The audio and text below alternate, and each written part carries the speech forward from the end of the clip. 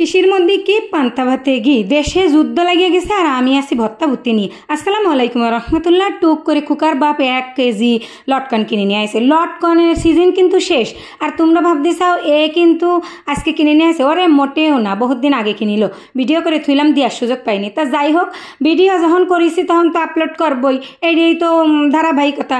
এইরাম লটকন যে সময় বাজারে ছয়লা বয়ে যায় সেই সময় এরাম ডহের ডহের লটকন কিনে নিয়ে আসলে কি ফাইন লাগে খাতি।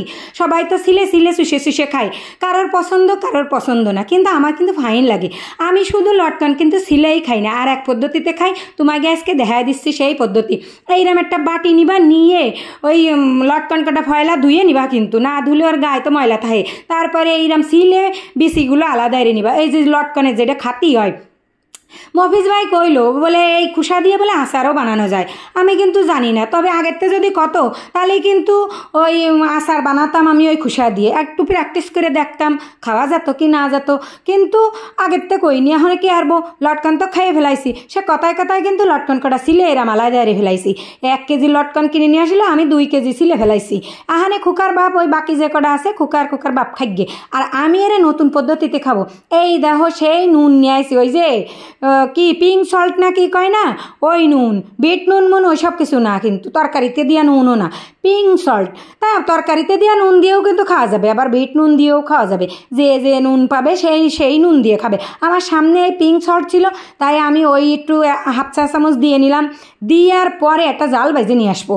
এই যে লটকন কুটে থুইছি, মানে বাইসে থুয়ে দিছি, ওটা তো আর যায় না, খুসা ছাড়া আলাদা এরে বিছি থুয়ে দিছি। তাই এর মধ্যে সে পিঙ্ক সল্ট দিয়ে একটা কাঁচা জাল পুড়াই নিয়ে আসলাম, দৌড়ে যায় গ্যাসেরতে। ওই জন্যই তো এত দেরি হলো।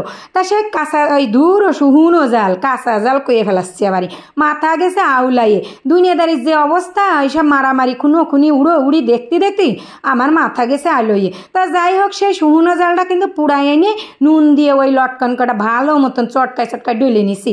আমি কিন্তু এইসব চটকালে আমার হাত জ্বলে, তোমরা তো জানো। খুকার বাপ বাড়ি নেই, ওই কিনে থুয়ে চলে গেছে। তা আমি কি আরবো, ওই জন্য আমার বাধ্য হয়ে আমার খাতি হবে, তাইতে আমার চটকাতে আসছে।